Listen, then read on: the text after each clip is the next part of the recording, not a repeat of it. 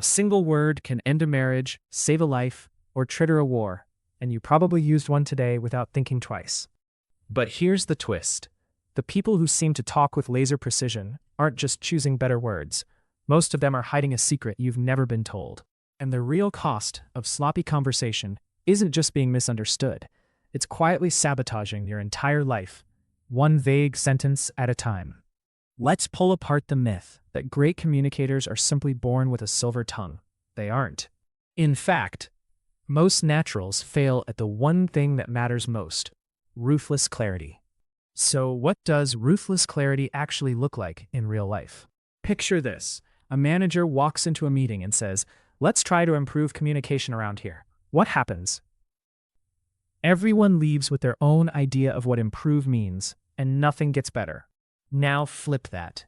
The manager says, "Every team member will send a weekly update by Friday, no more than 5 bullet points." Suddenly, everyone knows exactly what to do, and the room gets quieter, because there's nothing left to argue about.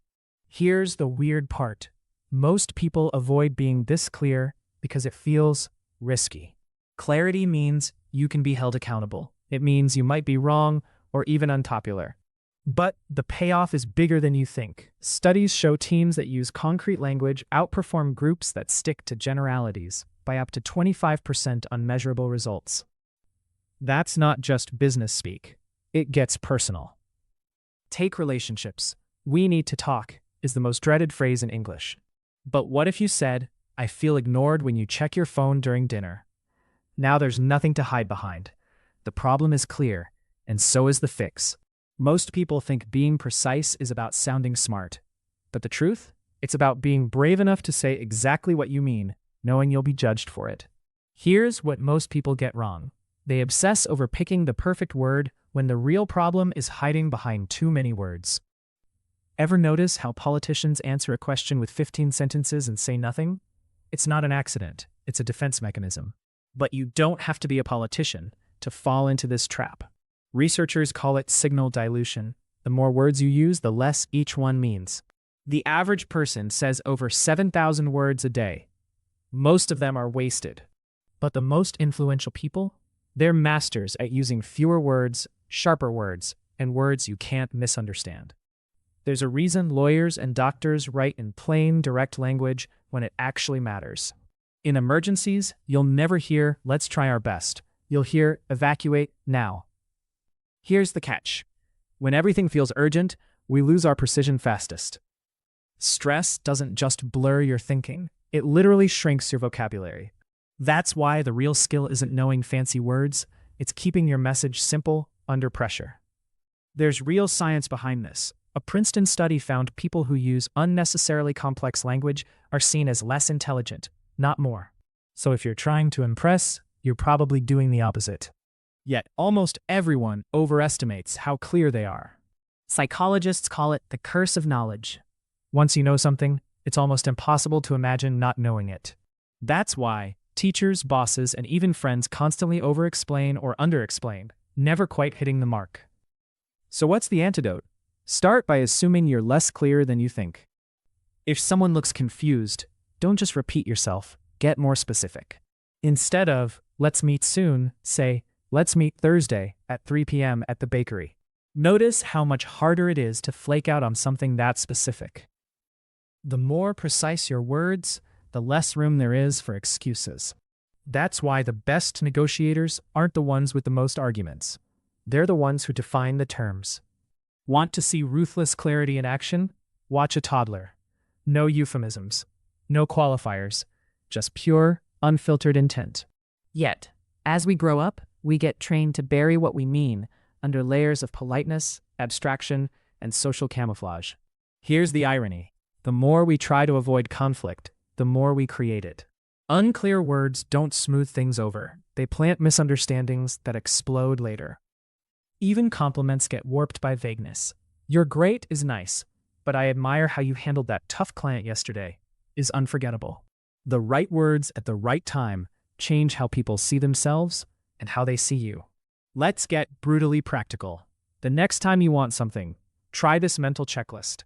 1. What do I actually want the other person to do? 2. What's the smallest number of words I can use to say it? 3. Could someone possibly misunderstand me?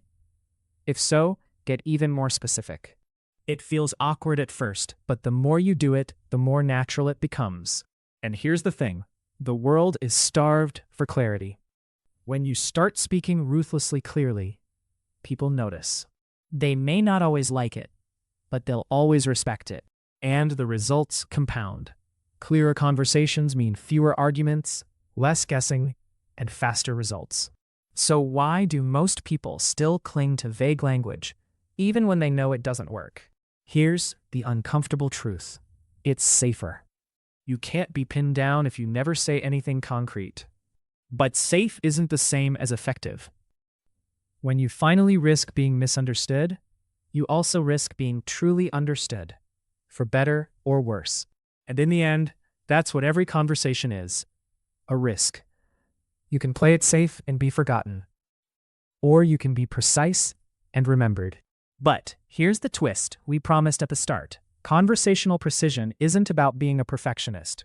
It's about being ruthlessly honest with yourself first. If you can't name what you want, you'll never say it clearly to anyone else. That's why every precise conversation starts in your own head, not your mouth. And when you finally risk saying exactly what you mean, you'll find out who's really listening. So, next time you're tempted to say, maybe, kind of, or let's see, stop.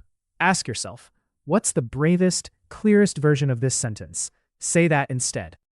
Watch what happens. Because in a world drowning in words, the person who masters ruthless clarity isn't just understood, they're unstoppable. And if you want to see how the same principle flips persuasion upside down, you'll want to watch our next video on the psychological traps of agreeable language. But let's rewind. If you think this is just about speech, think again. Clarity is a survival skill in every form of communication. Take texting. Ever sent a K and accidentally started a Cold War? The stakes are real. According to a Pew Research study, over 40% of miscommunications in digital messages are due to unclear tone or intent. If see you soon means tomorrow to you and next month to your friend, you're both set up for disappointment. The hidden cost?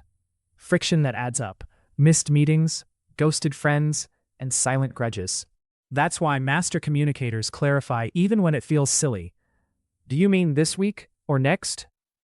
Workplace clarity isn't just about instructions. It's the secret sauce behind trust and promotions. Managers who set crystal clear expectations see 30% fewer missed deadlines, according to Harvard Business Review. Here's the kicker. Those employees also report 22% higher job satisfaction. Why? Because clarity is a sign of respect. It tells people their time and effort matter. Vagueness, on the other hand, is a silent way of saying, figure it out yourself, and nothing kills morale faster. Let's not forget the sneakiest clarity killer, jargon. Leverage synergies to optimize the paradigm. Sounds impressive until you realize no one in the room knows what it means. Jargon is the camouflage of the insecure. It lets you look busy while hiding your lack of substance. The best communicators translate jargon into action. Let's combine our efforts to finish this project by Friday. Here's a micro challenge. For one day, ban yourself from using maybe, sort of, or any business buzzwords. Watch how quickly your brain panics and then adapts. Your conversations will start short and awkward, but by lunchtime, you'll find the words you actually mean.